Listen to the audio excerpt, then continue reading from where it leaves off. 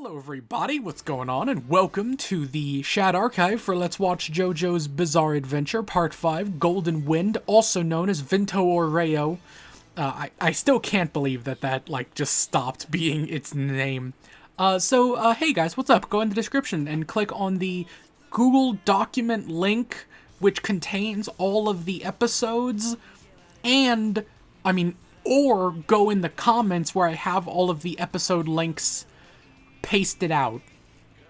I think that's how I do these archives. I kind of forget. You'll figure it out. Go in the description or the comments and you'll figure it out. I kind of explained all this in the Part 4 archive, but in case you didn't watch that one, archives are a place I put all of the episode links because, because there's no way to watch these because my old channel died. So this is a way that you can kind of treat this video as a hub for all of the links, since the original hub was destroyed in a fire. Anyways, with that said, hey guys, what's up? This is my JoJo Part 5 reaction. As I said in my Part 4 archive, I am actually a pretty big fan of my JoJo reactions, and I think specifically Part 5 was one of my best reactions ever because I loved it and I thought it was great and it was fantastic, and I stand by to this day. I think JoJo Part 5 Golden Wind, I almost called it Vinto Oreo, holy shit, Golden Wind is maybe one of my favorite reactions, period, but I definitely think it is the best JoJo part in animated form. And I'm going to break that down in just a second. But first, you may be curious, but by the way, I have nothing else to say here. Just go in the fucking description, click on the thing, and you can watch me watch all of JoJo. But if you've already done that, or you don't give a shit, then I'm just going to talk for a bit. So if you want to just hear me talk for a bit, what's up? If you don't, see you later. I don't know what's coming out next, but probably My Hero Academia or JoJo Stone Ocean. Anyways, screw all that. Let's talk about Part 5 a bit. I think Part 5 is the best anime part of JoJo, period, and here's why. I think Part 1 has a lot of problems. I think the best part is by far the Jonathan and Dio stuff. By the way, I'm going to spoil all of JoJo up to Part 5, probably. So, deal with that. Luckily, in my opinion, JoJo spoilers aren't a big deal because I think some of the best parts of JoJo is how you get to those big twists and not what those big twists are. Just throwing it out there. I think JoJo is a very difficult series to spoil. With that said, let's go. I think Part 5 is good. I think the stuff with Jonathan and Dio is by far the strongest, and everything else falls a little flat, in my opinion. I have never actually rewatched Part 1 because I cannot find the will to go past, Episode 3. I just really don't care. Or is it Episode 4? Either way, I think the stuff with Bruford and the zombie knights, and it's I really don't care. But anything with Jonathan and Dio is really cool, and I like it a lot, and the scene on the boat at the end is fantastic. Part 2. I think Part 2 is great as well, don't get me wrong. I may do a ranking of all JoJo parts in my Stone Ocean redirect, because that sounds like a fun idea. I'm going to write that down, hold on. JoJo redirect, do tier list. There we go. This is a great idea. Oh, this is a fantastic idea. There we go. I made a list. Okay, anyways. I think Part 2 is also great. I've always been a bit iffy on Part 2. Some people adore Part 2. It is their favorite part. I've never been that guy, but I do love Part 2 still, and I don't think it drags nearly as much as Part 1. I think it feels a lot stronger, and I remember the kind of more fillery, unimportant parts because I think it's always building to something, whereas I think Jonathan was a bit too just perfect at the start, and I get he trains and stuff, but it just doesn't feel earned. Also, the luck and pluck thing is stupid, whereas with Joseph, I really feel that he progresses, and especially with his relationship with Caesar and where that goes, I'm damn dude, so good. I love Part 2 a lot, but I think Part 2 still has its problems, and I think overall Hamon is just a power that doesn't really... I felt by the end of part 2, I was kind of done with Hamon, and I didn't know how they were going to do anything more interesting with it. And that's why I think part 2 feels a little tiring in the middle, because it's just like, Hamon, Hamon, Hamon, Hamon. But I think by the end, it kind of pulls you back, especially in that final fight with the big reveal and the you planned this all along and all that. It's fantastic. But before that, I feel it falls a little flat. Stroheim's great, but he is just more so a kind of typical part 1 to 2 JoJo side character who just kind of stands on the side and goes, whoa, this is crazy, while everything happens. Even though he has so much potential to be super cool, and he has moments of being super cool, far cooler than Speedwagon, even though I love him too. He's far cooler and does far more things, but even then, it doesn't really amount to much, and therefore he doesn't feel like that interesting of a character, and he is often relegated to just standing on the sidelines and being like, whoa, no way. So that's why I'm kind of like iffy on part 2. I just don't think it comes together fully, but it's still great. Part 3 is fantastic. I like part 3 a lot. I like the stands. I will never forget the moment I fell in love with part 3 was when I saw the character Whole Horse and I realized his stand was a gun, and I was like, oh, that changes everything. That changes like what I think stands are. Whoa. Because up to that point, I just saw stands as punch ghosts, just things that kind of like, they're just superpowers put into a ghost. That's it. It's just a superpower, except it's like detached from your body. It's if you gave a superpower a personification. You don't have it. The superpower just exists beside you. And it's cool and all, but it's not that crazy. But then like strength with the big boat and Whole Horse and Man in the Mirror, which is not his name, it's Hanged Man, my apologies. All of those, what's Whole Horse's stand called? Emperor? Is it Emperor? Might be Emperor. I forget. Point is, those 3 stands were like, whoa, this is what's possible? That's really cool. And I like part 3 a lot. I think in the middle, part 3 starts to really drag its feet, though. Especially the anime adaptation, which I think is probably, in my opinion, the first time an anime adaptation loses points against a manga. In my opinion, the part 1 manga looks real rough, and I don't like the art style of the part 2 manga. I don't think it looks bad. I would argue part 1 might look bad, especially at times, but I think part 2 overall looks fine. It's just an art style I don't really like. Same with most of part 3, but I think by the end of part 3, I'm warming up to that art style a lot. But with that said, I feel like the anime adaptations have always been superior to the manga in every way, with the music and the voice acting and the more solidified color schemes that kind of ground the characters a bit more, as opposed to you just seeing them in black and white or being in these absurd colors that just feel like, I don't know what's fucking going on here.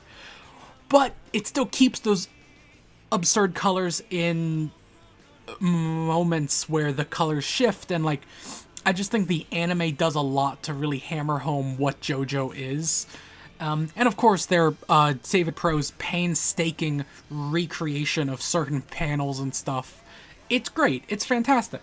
With that said, I think the anime adaptations have always been better, but I think part 3's anime really drags out some of these fights that should not be as long as they are.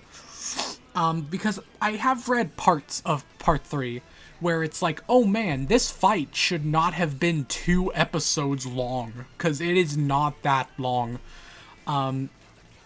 Like in the manga, it's like a chapter or 2, and that should not be 2 full episodes. And you can really feel certain episodes where characters are just kind of just doing the same thing. They're just confused and they don't realize it's an enemy stand, and it's like, why don't they what is happening?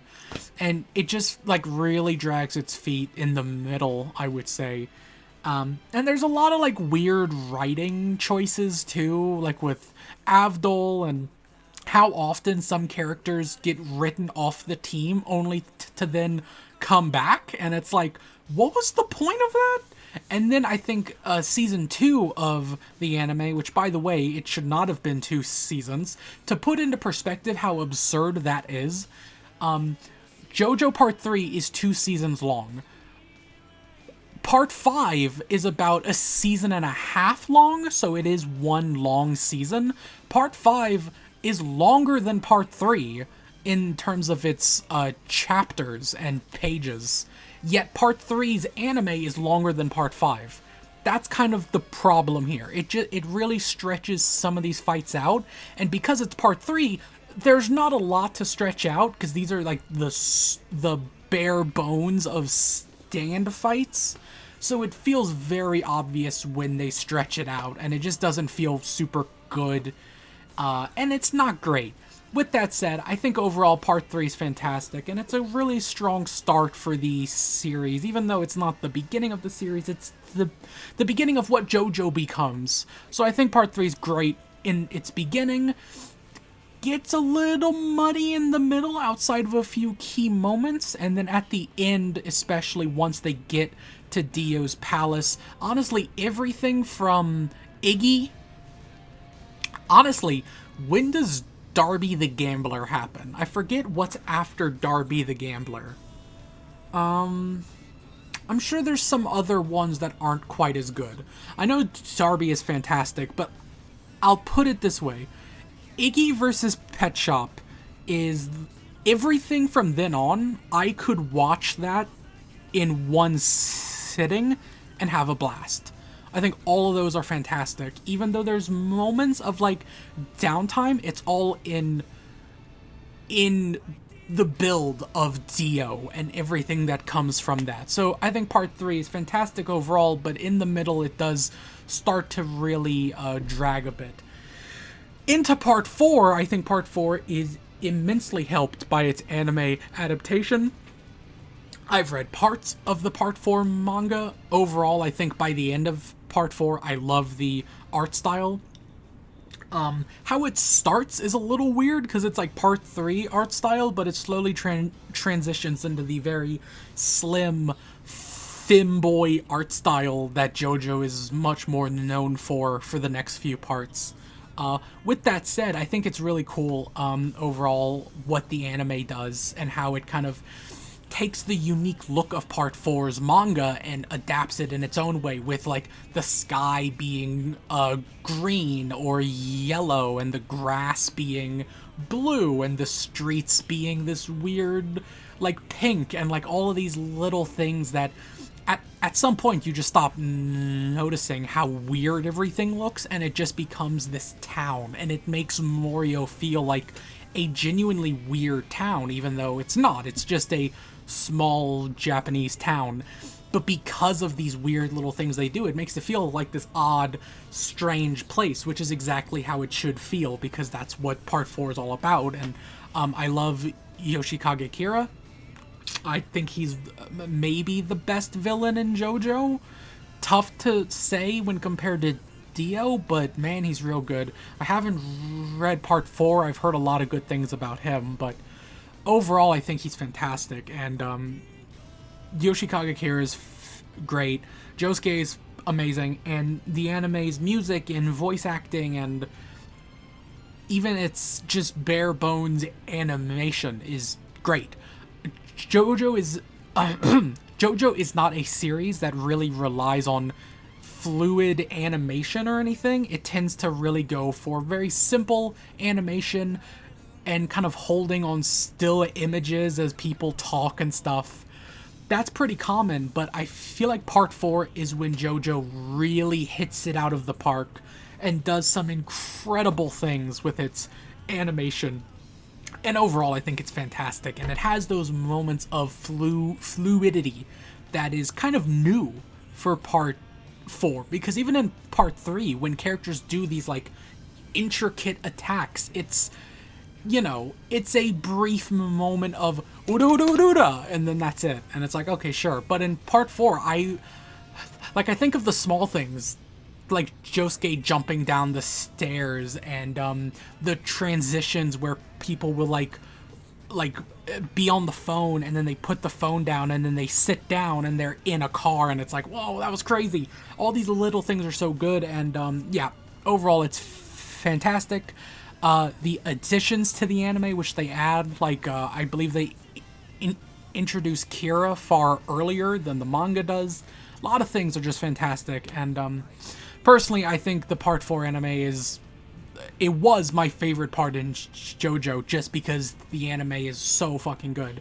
And part 5 was my favorite part in JoJo, and once I got to the anime, I could say with all certainty it is the best part in JoJo. Up to what I've read, I haven't read part 7, but man, part 5's anime is so good, and that's what this video is about. I've been rambling for a while, but man, part 5's anime is fantastic. Like, you want to talk about fluidity, part 5's anime goes all in on certain parts, and you can really feel the passion and the love for JoJo in this season specifically.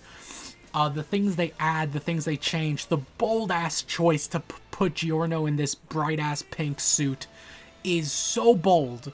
Blue Giorno was canon since the day I was born on this planet, and that's not even an exaggeration, probably. Actually, I think it is. The point is, Blue Giorno has been the go-to look in everything. In everything. So to change that was crazy, because they didn't change it for Bruno. Bruno being in his white outfit, that was the go-to choice, and they did it, and they didn't give a fuck. But man, putting Giorno in the pink, what a bold choice that paid off immensely. It immediately gives him his own unique flair. It makes part 5 feel so different, because you can't help but see Giorno and go, oh, he kind of looks like Josuke, because they're both in the blue/purple school uniform, and it's just this immediate kind of like follow-up to the previous JoJo, and to put him in pink, it feels like you're in a different world. And the detailing of Italy, it's so different from part 4. Part 4 goes for this very like abstract colors and just kind of like crazy town that barely makes any sense half of the time, whereas part 5 goes for this like intricate detail in like all of its big wide shots. You just see these, you know, I can't even imagine how much of a pain part 5 must have been to make. And yeah, I don't have a lot to say here. It's just so good. And watching part 5 as someone who watched part 1, part 2, part 3, watched part 4 on the same channel, go check out the archive, and then got to part 5, and I was so nervous because it was my favorite JoJo part, and I was like, what if I'm wrong? What if it's not that good? And then to see it adapted so well, to see King Crimson's... Dude, go watch my reaction to King Crimson's power being used. It blew my mind. Because I've always said there's no way. There's no way to make it make sense in a visual form. Like you can't. They can't do it. It's either going to be wrong or make no sense. And adding the red kind of like foreshadowed trail just before the actual body moves into it, it's so, oh my god, it's so good. You can tell that they were like, oh my god, we gotta fucking pull this off, and they did it. And like the way they implemented the like starry space that comes into play later in JoJo when King Crimson's used, and they add that retroactively to every other King Crimson scene, it's so good. And I love all the small details, like how Diavolo is one of the few JoJo antagonists who I genuinely feel has like no confidence. Like almost every time he's in a fight, he's scared and he gets played and he looks like a massive loser and he sucks. And I love that because he's not Dio, he's not Kira. He doesn't feel like he's on top of every situation. He sure ain't Cars. He's a dude who, despite having this godlike power, is hyper aware of his own mortality and how that can change in a moment. And he's so cautious. And it's proven that he should be cautious because he's getting owned all the time. It's so good. I love it. And I think Part 5 has the best character deaths in all of JoJo. I think it probably has the best antagonists that go after the main group. Like, there are a lot of characters, mainly in Part 6, who I'm thinking of that are like, wow, who gives a shit about that character? Do you guys like the dude in Part 6 who likes feng shui? I sure don't. Do you like the Meteor Man? Like, there's so many characters that just suck. But man, Part 5 has such a good team constantly.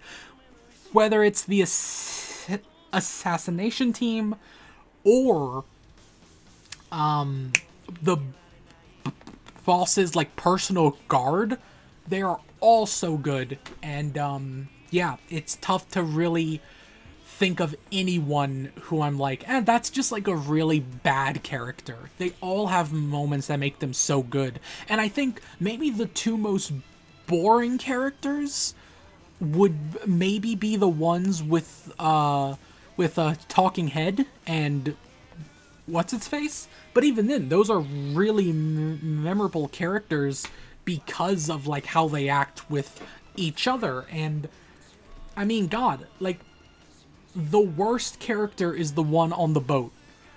And he is a part of one of the most memorable scenes in the entire part. So it's like, even the worst they can get is still pretty damn good. Crazy. Part 5, best part of JoJo. JoJo's Bizarre Adventure Part 5, also known as Golden Wind, or as it was known before the anime, Vento Oreo, which I believe is just Italian for Golden Wind. Really glad we fucking just shifted over to Golden Wind. Very fucking cool. Anyways, I think it's great, and I think that's why it's the best part in JoJo. The thing it does with the openings and it's all good. I don't know if there's a single thing in Part 5 that I think is made worse in the anime. Because I'm even thinking of like Part 4, which I gave all this praise for. But even in Part 4, like Killer Queen's reveal kinda sucks. Because it's very clear that like they didn't have time to polish that shot. And it looks horrible.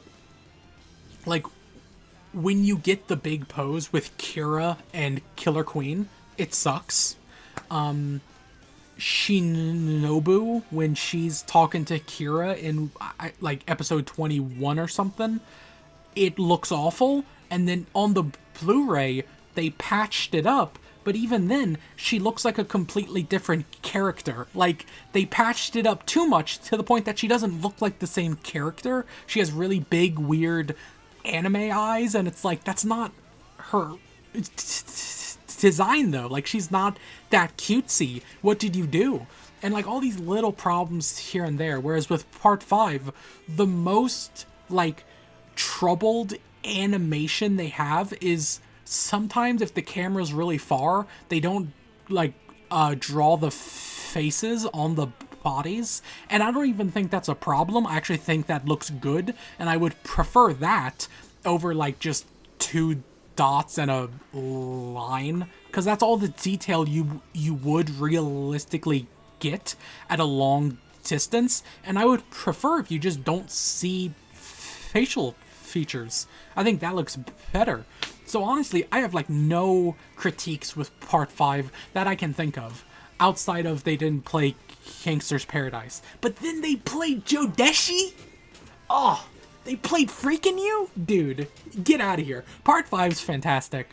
I think right now, off the top of my head, I'll probably do this in the Stone Ocean redirect, but off the top of my head, if I had to rank the parts in JoJo in terms of their anime adaptations, it's Golden Wind, Simon is Unbreakable, damn.